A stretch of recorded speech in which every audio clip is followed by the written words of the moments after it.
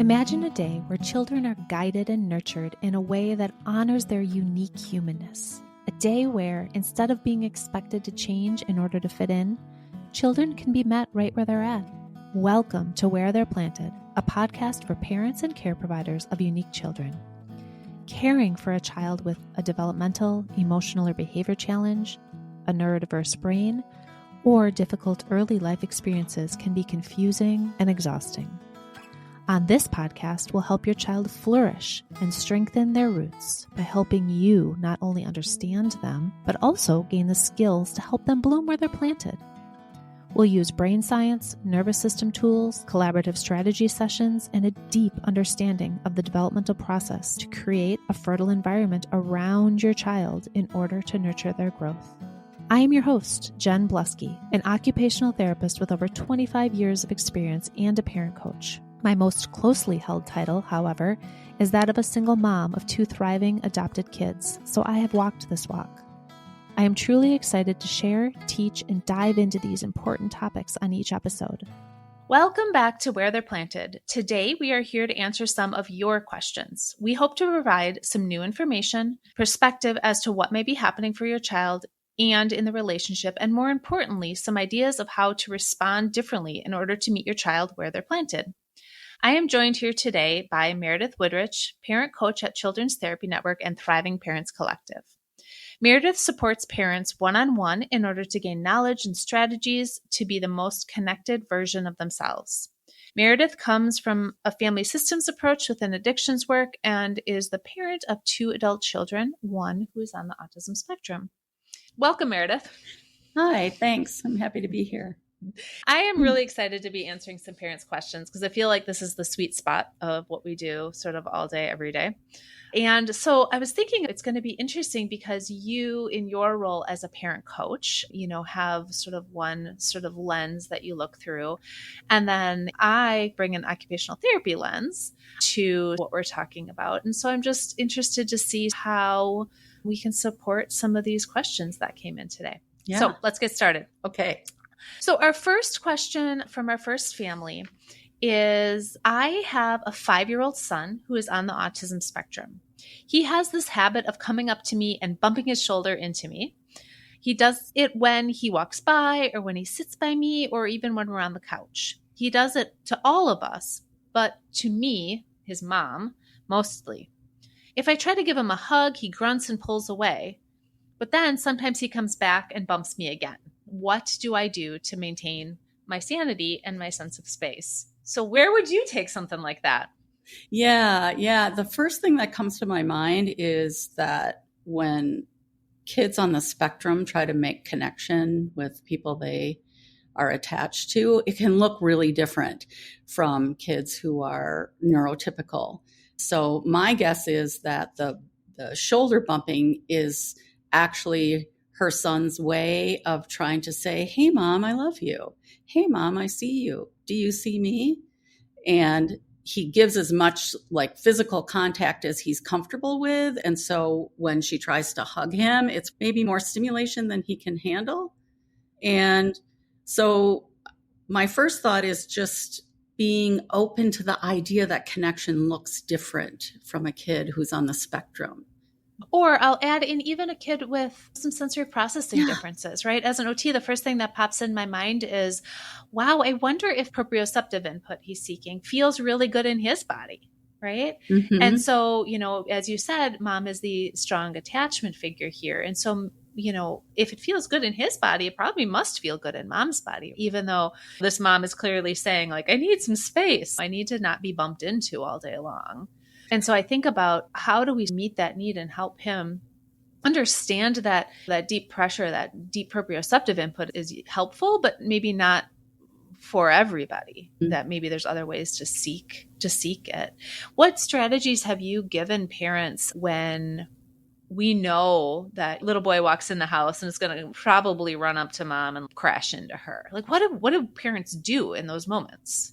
Yeah. Well, just like the title of this podcast, meeting him where he's planted, right? Meeting him where he's at. And so if he's a kid who seeks stronger sensory stimulation, then I have 2 things come to mind. One is maybe just playing some games with him where he gets to have strong sensation. Like I imagine taking a blanket or a towel and wrapping it around him and squeezing him and hugging him real tight instead of what would normally feel like a typical hug, so that his whole body gets into it and maybe he would enjoy that. The other thing I think of is language. So if his language is shoulder bumping, what if mom were to initiate a shoulder bump every now and then and kind of speak the same language? And if they do it, sort of playfully, maybe it doesn't have to feel so physically overwhelming. For mom. For mom, yeah, exactly. Exactly. And as you're talking, I keep thinking about the idea of predictability and the idea of creating sort of gradation of things. And so if that hug that mom's trying to give him might feel unpredictable, right? Because it's not of his choice. It's not something that he can always necessarily probably even see coming. And so in that playful way you're talking about is you can create predictability and rhythm. I'm going to wrap you up in a blanket. He might wiggle his way out of it because, right, it's a little bit, but then you can use face and use voice in order to do it again. And that's a way that sometimes I start helping introduce them to the dance. Is it the dance of how do we get physical contact and physical closeness when we have two really different systems? And all of this can happen, right? Non-verbally. Mm-hmm. Yeah. Absolutely. And I think about whenever possible, sort of turning something into a game. When you do that, first of all, it's an opportunity to give some parameters for how it gets played without squashing the whole game completely. Yeah. So like, let's do the shoulder bump game. Let's see how soft we can do it. Let's see if we can just do shoulder and then elbow and, just sort of playing around with how he's expressing himself, but giving it some parameters, like you said. Yeah, some parameters, some predictability, and some gradation, because not everything is either a hug or a giant intense shoulder bump. Mm-hmm. Right. And so sometimes parents, I noticed that sometimes parents, and I'm hearing this mom say, like, I gotta stop the shoulder bumps. They're driving me crazy. Mm-hmm. Or, like the fingers in the face. We get that a lot too. Or the squeezing pulling the on arm, your lip. pulling on the lip. I mean, right. There's all of these ways that our sweet children endearingly try to connect with us that sometimes, doesn't super feel good to our bodies. And so, yeah, these are just really nice ways. And I hope that this mom can, when she sees her son coming in for a shoulder bump, kind of match him in a different way. Yeah. Communicate in a way like, I see you, kiddo. So let's play this through a little bit. Yeah, exactly. Yeah, for sure. All right. I love that one. The second question that I have is from a parent of a child who's a little bit younger. This parent says, I have a 3-year-old daughter who seems to deliberately do things to make me angry. She touches things she knows she shouldn't, that like my computer or like a vase of flowers, and then she'll knock it over and it'll spill. It's as if she wants to make me mad. What do I do, and how do I support my daughter to listen and do things that she's not supposed to? Yeah. Yeah, that's a good one because it can really feel so personal and strategic on the kid's part, even though that's not necessarily what's going on. But my first thought is, can mom regulate herself in the face of that kind of behavior? I mean, I have a couple different ideas, but that's the first one. Like, my daughter's starting to, like, you get to see the look in her eye. She's going to start playing around with stuff. And so mom, take a breath, calm down, and then remind yourself, because once you've calmed down, you can access your tools, right? Yeah. Remind yourself, maybe she's just trying to make connection with me. And she's trying to start play a game. Because what a better way to connect with a parent and really get them engaged with you than doing something that you're going to get a big response for. Right. And big response is exactly part of it from my perspective, for sure, that maybe this is a little girl who is sensory seeking. And so she wants a little bit of drama. Like, that's excitement. It releases chemicals in the brain that make you feel good and make you feel alive. Right. And so being able to switch your mindset to a more playful approach. One thing I did with one family that worked really, really well, very similar dynamic, I suggested the mom create a game called You're Going to Get in Trouble. Tell me about that. And so then what mom would do is label it, let's play. So she'd take charge of the dynamic, right? By saying, let's play the get in trouble game. You better not touch that water bottle over there or you're going to be in trouble.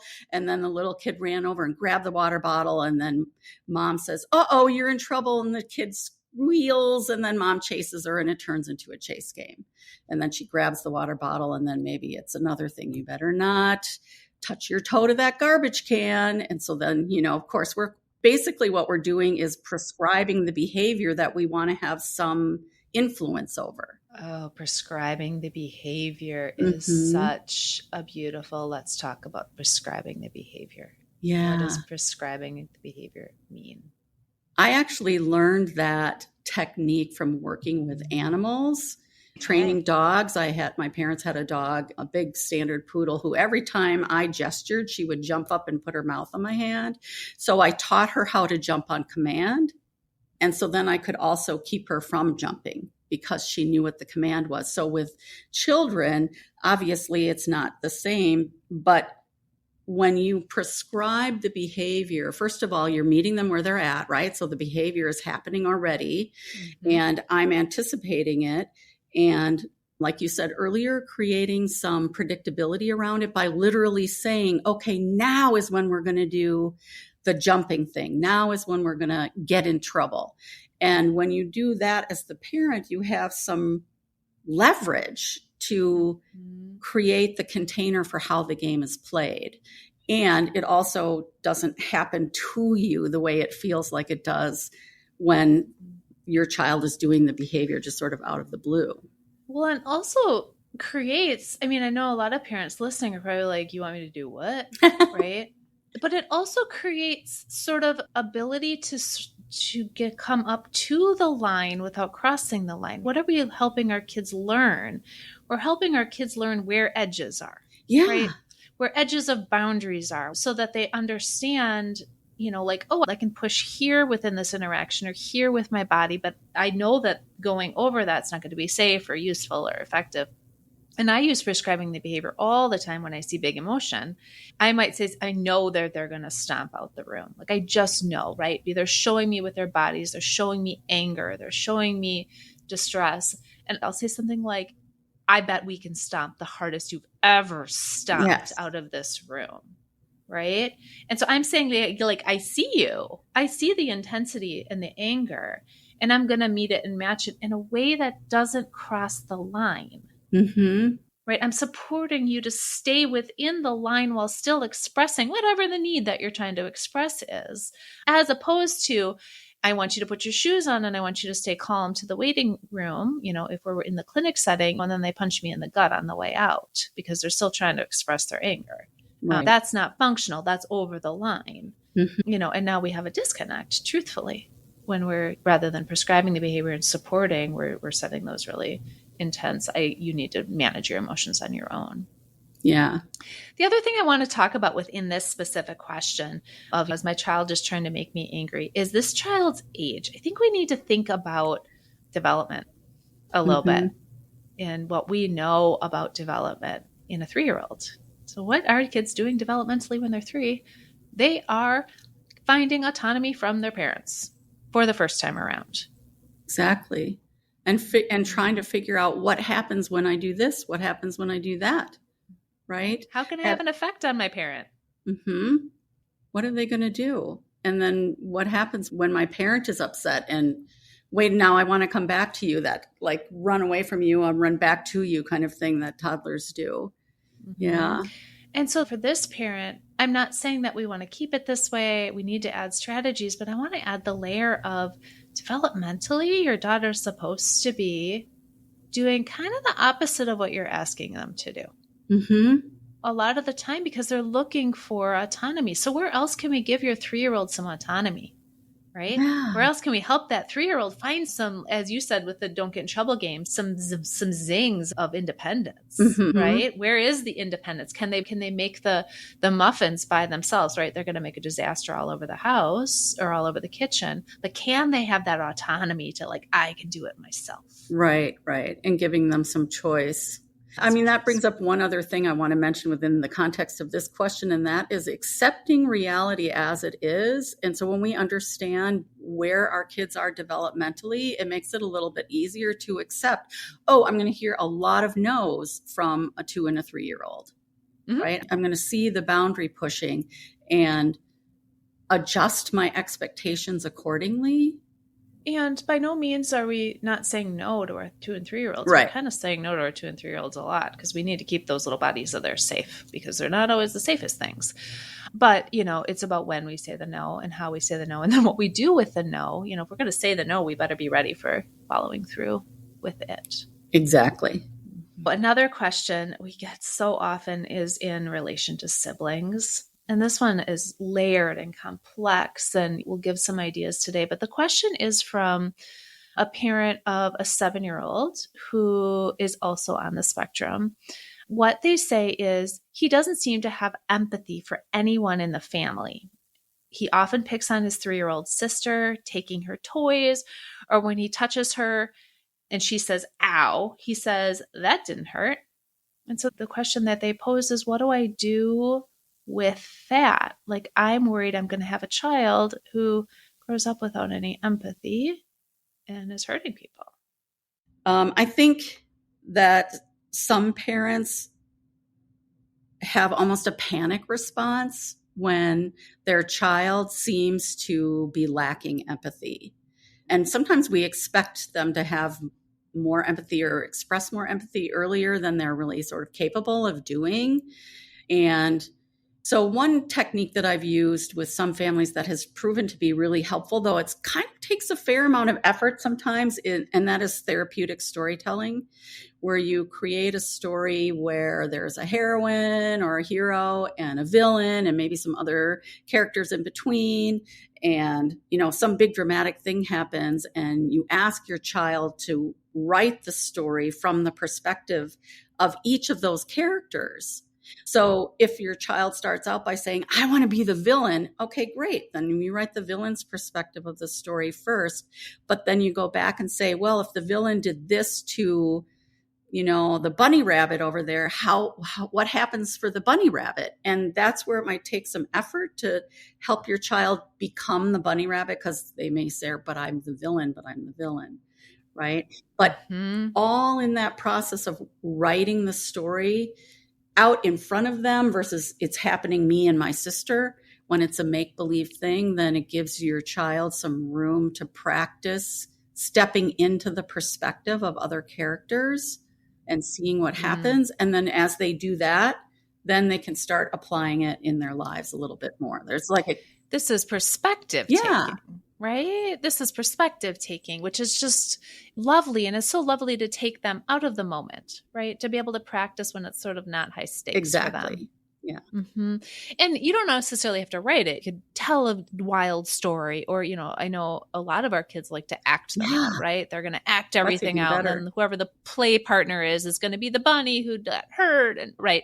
And, you can sort of dramatic it up or dramatic it down. You can use affect in order to make it either more intense or less intense, depending on how much information the child is taking in. Exactly. Which again allows the child, in this case, for the 7-year-old, to sort of practice that sensation of what happens when sister says ow, right? Because sister says ow and something happens in our bodies.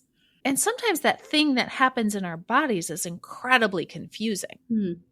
And I know in our OT work, interoception, so that ability to, that internal sensation is sometimes dampened for some of our kids on the spectrum, or kids with sensory processing challenges, or kids with trauma histories. And so that cue from the body, like, ooh, something happened here, isn't kind of making its way up for a response of like, oh, I see you. I see something happened here, because we're not cued in enough to our own bodies. Another strategy I like to think about is how the parent responds in that moment, right? Sister says, ow. In this case, the 7-year-old says, that didn't hurt. I know my inclination as a parent, because my fear is that, oh my gosh, I'm going to raise a kid who runs around hurting people and doesn't even care, right? There's these fears that pop up as a parent. So my inclination is to go right to the child and say, but look, your sister's hurt. You need to apologize. You need to fix it, and go into this like training mode, which sometimes helps, not usually. And so what else can the parent do? Like, what are you doing parent coaching? What do you cue the parent to do in the moment? The way that we as parents default to wanting to educate our children, I think is obviously a really positive impulse that we have. And I think more often than not, the issue comes in the timing of when we do that. And it often doesn't work in the moment when everybody's a little bit escalated, because our rational thinking part of our brain shuts off as soon as we start to escalate internally. And so teaching doesn't work very well in that moment. It works better reflectively. Again, I often default to play. Like if nobody's seriously getting hurt, but they're sort of annoying each other, I might come in and do something to interrupt the pattern of what's going on in the moment. And so because of my personality, when I would get worked up, I could be a very large, frothing at the mouth bear with the intensity of my volume and everything. I'd want to, stop fighting with each other. That would be a thing that would come out of my mouth. And so instead, I might enter the room in a way that would surprise them and get their attention. I might actually roar like a bear. What's going on in here? In this roaring sort of way. And right. And then they both turn to me like, whoa, what is mom doing? And in that moment, two things have happened. One, I've interrupted the pattern between the two of them and their fighting. And they, in a way, have aligned against me, right? Like they both are having the same experience. Mom is startling us and doing something weird, right? And so they look at me, and in that moment, I've gotten their attention. Mm-hmm. And so depending on the age of the kids, like right now we're talking about a 7-year-old and maybe a younger kid, and I might maybe scoop up the younger kid and say, oh my goodness, what's going on? You're saying, ow. And I've had this question come up with a lot of parents between siblings, because there's 2 kids and 1 parent at the moment. And like, what do you do? Yeah. And a lot of times it might work to literally scoop up the younger child if they're that much smaller. So I'm physically comforting the child who's upset, but my face and my eyes are looking in the direction of the child who's doing the poking and the hitting, the 7-year-old. And then I can speak to that person while I'm comforting the child who got hurt. And you could do that in reverse. If the older one is getting physically out of control, I might come in and wrap my arms around them and contain them a little bit and look and speak to the other child as a way to be able to handle both of them at the same time. Oh, that's so lovely. It's such a question we get all the time. And what you're doing by, going towards the child who said the ow, right, in this situation, is you're also sort of modeling what healthy empathy looks like. Oh, kiddo, wow, it looks like your arm hurts. Yeah. Let me rub on it a little bit, right? And you can be playful about it. You're not shaming, but you're modeling what a reasonable response to somebody saying, ow, which is something you did, is. Which is, kind of for 7-year-olds, especially our kids on this autism spectrum, that modeling is just so powerful. And keeping it playful, so it's out of this shamey training way, tends to have a bigger effect. And this is the stuff that in our one-on-one parent coaching work, we spend weeks just building these skills so that in the moment, we're giving you today a lot of different strategies, but so you know which one to pick, right? So you can be like, oh, that's the thing that right in this moment might be useful. Or, oh, that didn't work. What am I going to try next time? Right? You have this self-reflective capacity to be able to think through these strategies, maybe in a way that is similar to what we've given today. Nice. I think I'm going to leave it there for today. I'm hopeful that in those 3 questions, we were able to give some parents just some nuances. And, I would assume for some of you listening, these scenarios aren't unlike your own. And I just wanted to say, if you would like to be featured with a question on the show, please write in. The link is in the show notes, and we would love to hear from you. Thanks so much, Meredith. Thank you. It was fun. If you like what you heard today, check out our Empowered Parent Coaching course offered through Thriving Parents Collective. In this course, you will get videos and course content to help you learn and develop the strategies you seek to meet your child right where they're at. Go to the show notes for the link.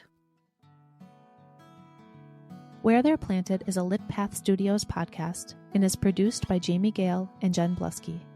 Music is by Gaston Reen and Pod 5. Thank you for loving your child right where they're planted.